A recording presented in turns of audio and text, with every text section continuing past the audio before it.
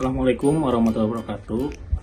Kami dari kelompok MedLead akan mempresentasikan hasil metodologi penelitian kami yang berjudul pengaruh inovasi produk, inovasi proses, dan kualitas informasi terhadap kinerja operasi coffee shop.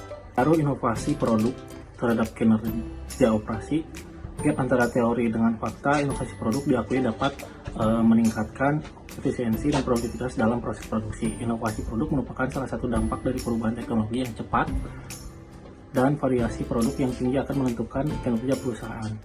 Hasil analisis data menunjukkan bahwa variabel inovasi produk mempunyai pengaruh yang positif terhadap kinerja operasional perusahaan, sehingga jika para pengusaha melakukan inovasi produk akan menyebabkan kinerjanya meningkat.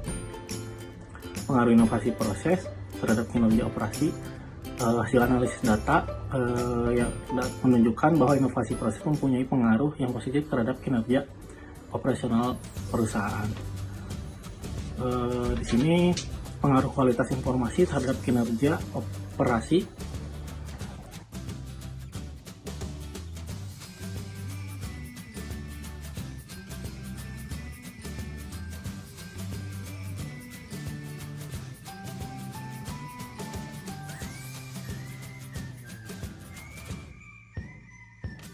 Assalamualaikum warahmatullahi wabarakatuh. Perkenalkan, nama saya adalah Diki Ma'arif. Di sini saya akan menjelaskan latar belakang atau fenomena pengaruh kualitas informasi atau X3 terhadap kinerja operasi atau Y.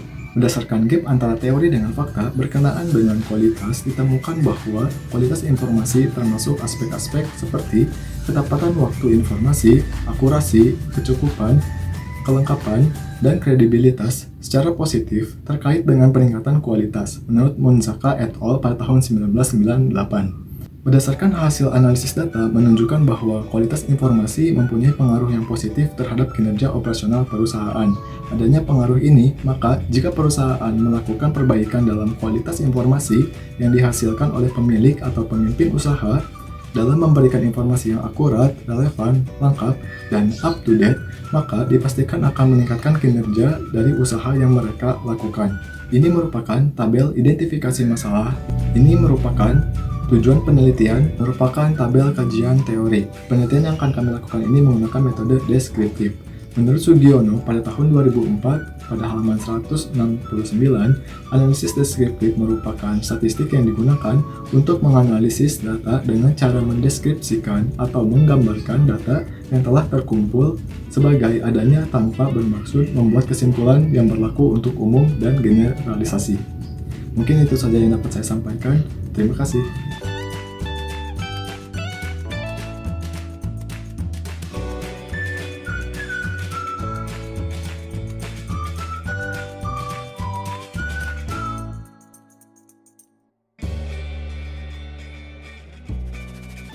Selamat malam, nama saya Bella.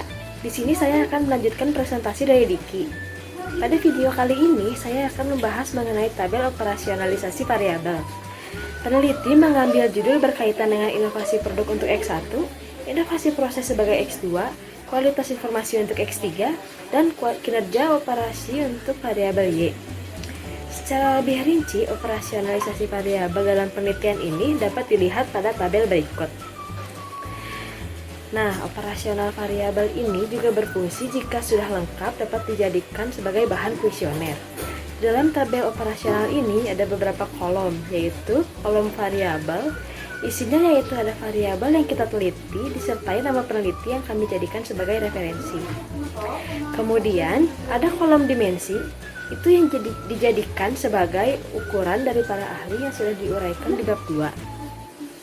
Kemudian ada kolom indikator yang berisi poin-poin yang kita dapatkan dari dimensi yang kita uraikan dalam kolom indikator ini. Kemudian ada kolom skala. Di sini peneliti menggunakan skala Likert. Kemudian ada kolom item yang berfungsi sebagai poin-poin di kuesioner. Sekian presentasi dari saya. Terima kasih banyak.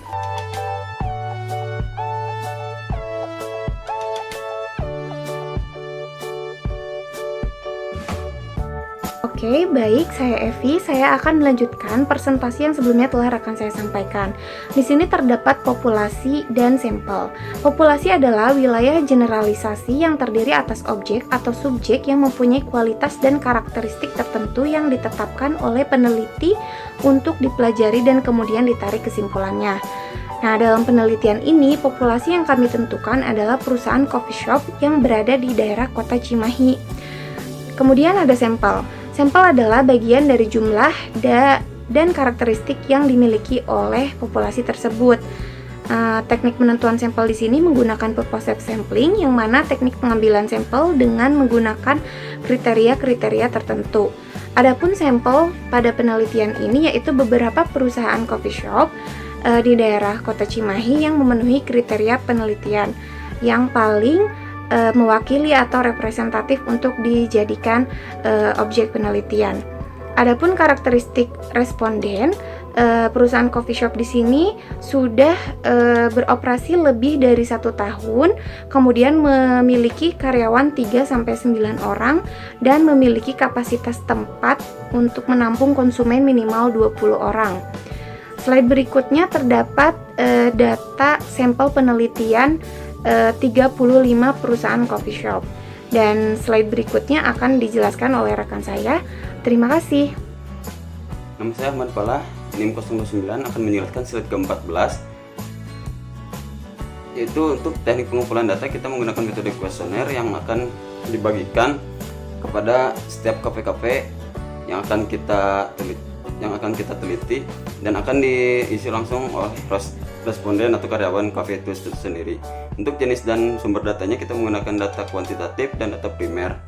Untuk slide ke-15 itu pemilihan uji statistika, kita menggunakan statistika parametris yaitu analis regresi berganda, dan untuk asumsi klasik kita menggunakan normalitas, multikolinearitas, heteroksiditas, dan autokorelasi.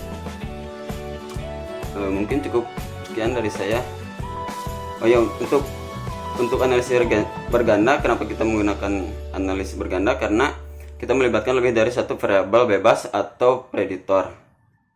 Cukup dari saya. Wassalamualaikum warahmatullahi wabarakatuh.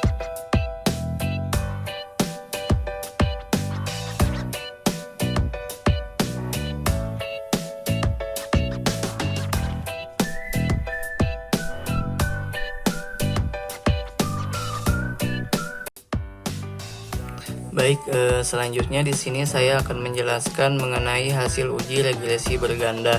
Yang pertama itu ada hasil uji parsial. Uji ini dilakukan untuk mengetahui apakah variabel independen mempunyai pengaruh secara parsial terhadap variabel dependen. Jika kita melihat tabel hasil uji regresi berganda, didapat hasil p-value untuk variabel independen pada penelitian ini semua di bawah atau lebih kecil dari 0,05, yang artinya variabel independen pada penelitian ini mempunyai pengaruh terhadap variabel dependen secara parsial. Selanjutnya untuk uji F atau uji simultan didapat hasil p-value sebesar 0,003, yaitu di bawah 0,05, yang artinya variabel dependen pada penelitian ini secara bersama-sama mempengaruhi mempunyai pengaruh positif terhadap variabel dependen. Maka dari hasil ini dapat disimpulkan bahwa variabel independen pada penelitian ini mempunyai pengaruh positif terhadap variabel dependen. Selanjutnya untuk variabel dependen bersama-sama atau secara simultan mempengaruhi variabel dependen secara positif. Mungkin sekian presentasi usulan penelitian dari kelompok kami. Mohon maaf bila ada kesalahan ataupun kekurangan. Terima kasih. Wassalamualaikum warahmatullahi wabarakatuh.